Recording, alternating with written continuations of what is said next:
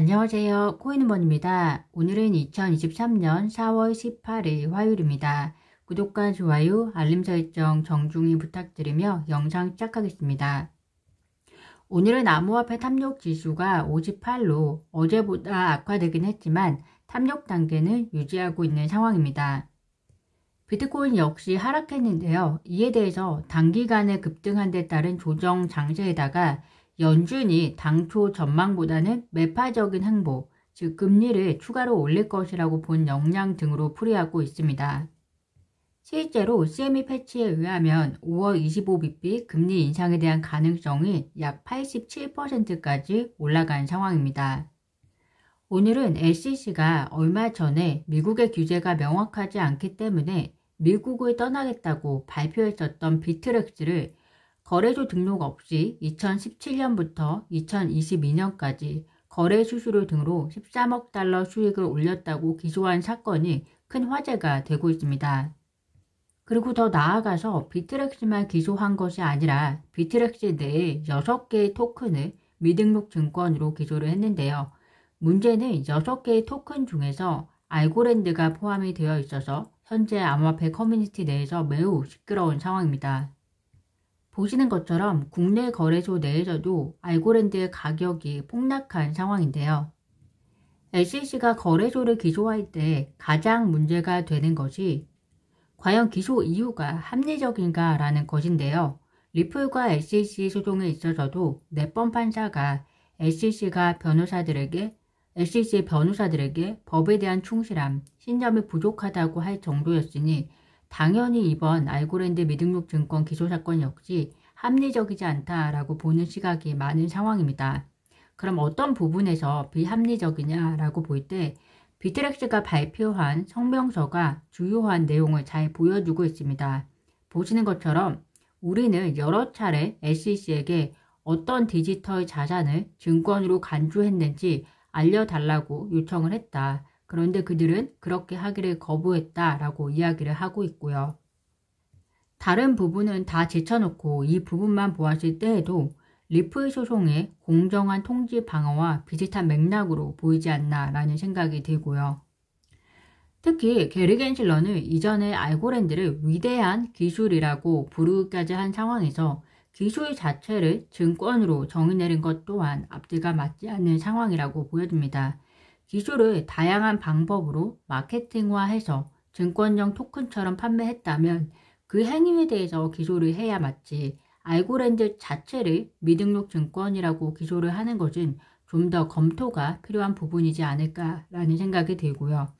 알고랜드가 증권이라고 하면서 알고랜드 재단에 대한 기소는 없이 비트렉스만 기소한 것도 개인적인 관계 때문이다 라는 의구심도 부르고 있는 상황입니다.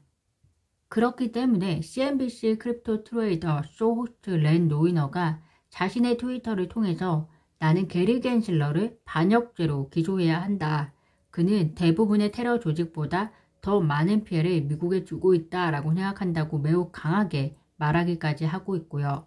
어제도 공유 드린 바와 같이 미국 하원 금융서비스위원회 소속 한 공화당 의원은 게리 겐실러 의장을 해임하는 방안을 발의하겠다고까지 트윗에 올리기까지 한 상황입니다. 그동안은 암호화폐 커뮤니티 내에서의 겐실러의 비판과 그리고 해임 청원 운동이 주를 이루었다면 2023년에는 실질적인 실천으로 움직일 수 있는 권한을 가진 의회 중심의 움직임이 많이 보여지기를 기대해 봅니다. 리플의 기관 중심의 유동성 허브에 XRP가 지원되지 않아서 많은 논란을 일으키고 있습니다.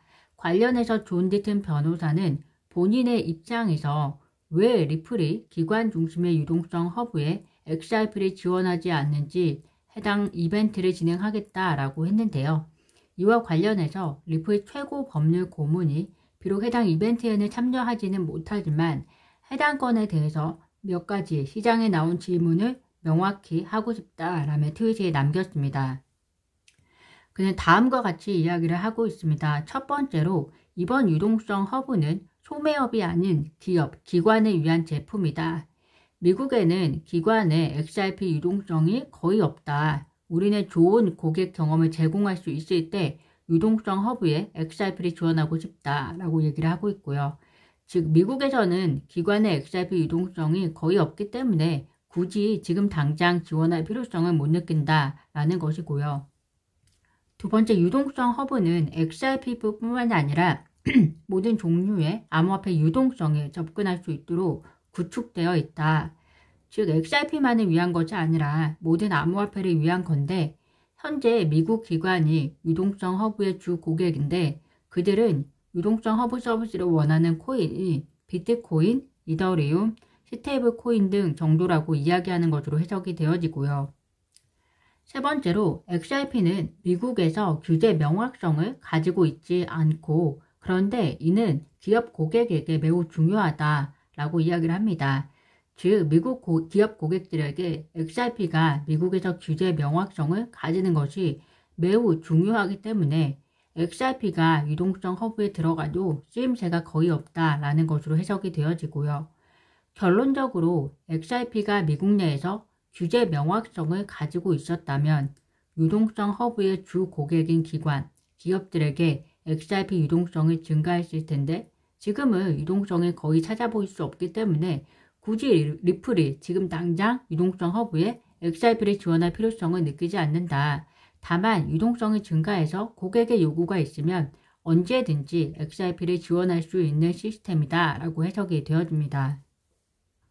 어떻게 보면 결국 소송이 문제인 건데요. 소송으로 XRP가 미등록 증권이 아님이 명확해지면 기관에 의한 XRP의 유동성은 자연스럽게 증가할 것이고, 기관의 유입은 또 XRP 가격을 다른 코인에 비해서 훨씬 올라갈 수 있게 만드는 여력을 보여주고 있지 않나 기대를 해봅니다.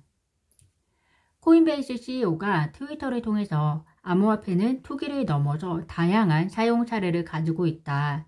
이러한 성장세가 지속이 된다면 10년 후에는 인터넷 보급률과 비슷한 20억에서 30억 명에 도달할 것이다 라고 밝힌 가운데, 우리나라도 암호화폐에 대한 성장세 그리고 투자자들의 증가에 대해서 투자자 보호를 위한 장치 마련을 모색하고 있는 것으로 보입니다. 그 중에 하나로 우리나라 금융당국은 가상자산 불공정 거래에 대한 집단소송제를 도입하고 손해배상 책임까지 물리는 방안을 추진할 예정이라고 하는데요. 투자자 보호를 위한 장치가 많아지는 것 자체는 투자자 입장에서 매우 긍정적인 면모라고 생각이 되어집니다.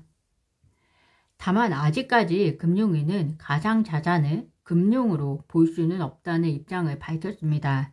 금융위는 일반인에게 금융시장, 금융기관과 동일하게 가상자산이 취급된다는 오해를 야기시키면 기존 금융시장과 금융기관의 안정성과 그리고 신뢰성을 저해할 우려가 있기 때문에 가상자산 사업자는 카지노 사업자 등을 규제 대상으로 한 특금법, 특정금융정보법과 같은 방식으로 적용돼야 한다는 게 금융위 판단이라고 합니다.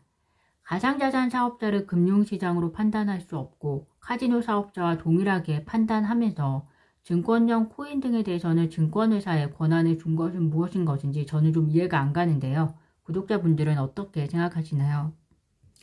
오늘 제가 준비한 영상은 여기까지입니다. 오늘 제가 목감기에 걸려서 목소리가 좀 안 좋은데도 불구하고 끝까지 영상 시청해 주셔서 진심으로 감사드리고요. 구독과 좋아요, 알림 설정은 코인우먼에게 큰 힘이 됩니다. 감사합니다.